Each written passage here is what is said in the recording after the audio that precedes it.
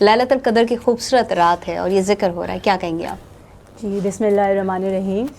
الحمدللہ رب العالمین، الصلاۃ والسلام علی اشرف الانبیاء والمرسلین ابی القاسم محمد، اللہم صلی علی محمد وعلی محمد وعلیہ الطیبین الطاہرین المعصومین المظلومین، اما بعد فقد قال اللہ تبارک و تعالی فی کتابہ المجید والفرقان الحمید، انما یرید اللہ لِيُذْهِبَ عَنْكُمُ الرِّجْسَ أَهْلَ الْبَيْتِ وَيُطَهِّرَكُمْ تَطْهِيرًا، اللہم صلی علی محمد وآل محمد۔ سب سے پہلے تو پروردگار کا شکر ہے کہ اتنی حسین رات ہمیں ایک بار اور زندگی میں میسر ہوئی ہے، اور اس رات کا اندازہ اس بات سے لگایا جا سکتا ہے کہ کلام بلاغت میں اللہ نے رمضان کا تذکرہ، رمضان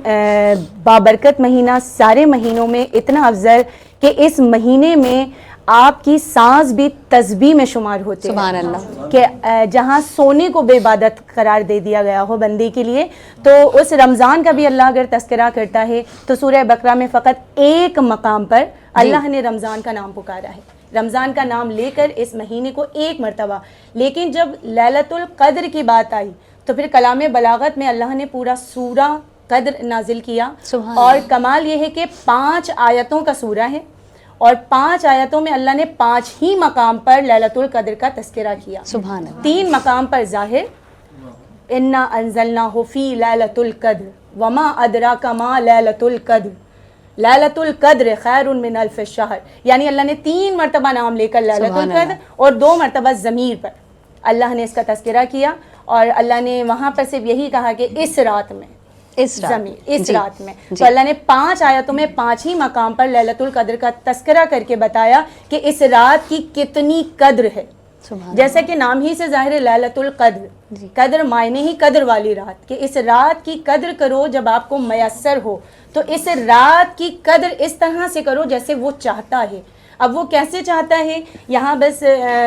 تھوڑا سا میں وقت لوں گی کہ لیلۃ القدر آنے کے لیے مجھے تمہید میں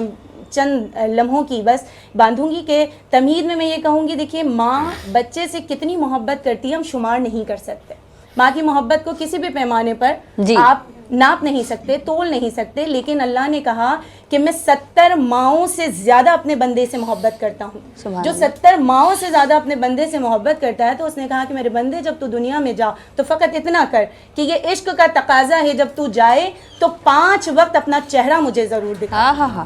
5 وقت تو میرا چہرہ، اپنا چہرہ مجھے دکھا۔ اب جب 5 وقت بندہ اپنا چہرہ اپنے رب کو دکھاتا ہے، اور پھر اللہ نے اتنا بھی کہا کہ اگر تو میرے گھر تک نہیں آ سکتا تو فقط اتنا کر لے کہ مجھے اپنے گھر میں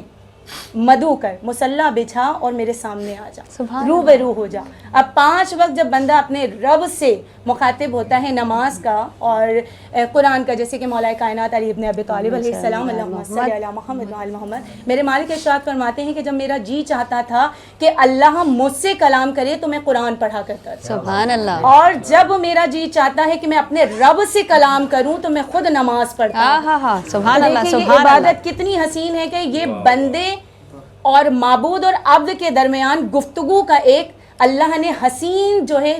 سلسلہ رکھا ہے، کہ جب بھی آپ نے اپنے رب سے گفتگو کرنی ہے، آپ چاہیں وہ کرے تو آپ قرآن پڑھیے، اور آپ چاہتے ہیں کہ آپ کریں تو آپ نماز پڑھیے۔ اب اللہ نے کہا پورا سال کام میں لگے ہوئے ہیں، ظاہر سی بات ہے، اور گناہ گار ہیں، ظاہر خطا کار ہیں، انسان میں ہو جاتی ہے خطا، تو اللہ نے کہا کہ میں نے تمہارے لیے سارے مہینوں میں ایک مہینہ چنا رمضان، اور اس مہینے میں نے ایک رات چنی جسے لیلۃ القدر کہا جاتا ہے، اور یہ طاق رات جس کو معین نہیں کیا گیا کہ بھئی ایک رات میں یہ مل جائے گی، ایسا نہیں ہے، معین نہیں کیا رسول اللہ نے یا ائمہ طاہرین سے، ہمیں کہیں نہیں ملتا، یعنی کہ طاق راتوں کی جو ہم بات کرتے ہیں، جی آخری عشرے میں تلاش کیجیے، اور دیکھیں یہاں میں لانا اس لیے چاہ رہی تھی کہ آخری عشرے میں تلاش کیجیے، تلاش کا مطلب یہ ہوتا ہے ہم ڈھونڈتے وہ ہیں جو بہت قیمتی ہو۔ جی اب لیلۃ القدر کی اہمیت کو اس بات سے آپ اندازہ لگا سکتے ہیں کہ آپ ساری راتوں میں اسے تلاش کیجیے۔ تلاش کرنے کا مطلب جسے مل جائے، اب جسے مل جائے اس کے لیے کہا کہ اس کے لیے دیکھیے لیلۃ القدر وہ رات ہے کہ جس میں تمام امور مقدور کیے جاتے ہیں، تمام امور لکھے جاتے ہیں، بندے کا مقدر اسی میں لکھا جاتا ہے۔ جیسے آپ کے ہاں سالانہ بجٹ ہوتا ہے اور جب لے کر بیٹھتے ہیں تو ظاہر ایک دن ہوتا ہے وہ، تو اسی طرح اللہ نے کہا کہ میں نے بندے کے لیے لیلۃ القدر کو چنا، اور اسی رات میں مقدر میں جیسے اولاد دینی ہو، شادی ہو، روزی ہو، زندگی ہو، موت ہو، عزت ہو، تمام تر امور اسی رات میں بندے کے طے کیے ہیں اور اسی رات میں لکھے جاتے ہیں. اسی لیے رسول اللہ نے تاکید کی کہ اس رات کو جاگ کر شب داری کر کے کلام الہی،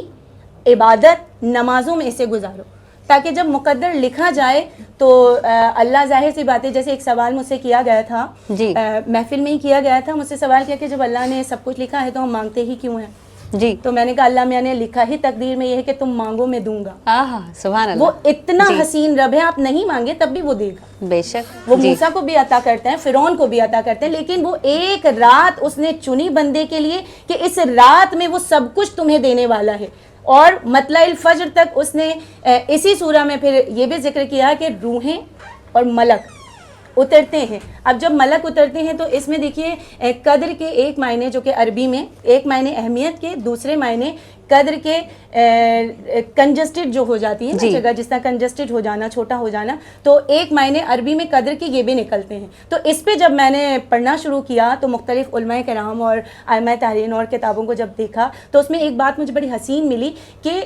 کتنی تعداد میں جی ملک اس رات میں اترتے ہیں پتہ نہیں ہے. بس اس کے لیے اتنا کہا جائے گا کہ اگر سمندر کے قطرے بنائے جائیں جی تو قطرے کم ہوں، جتنے ملک اترتے ہیں ان کی تعداد کو ہم گن نہیں سکتے. سبحان اللہ. سبحان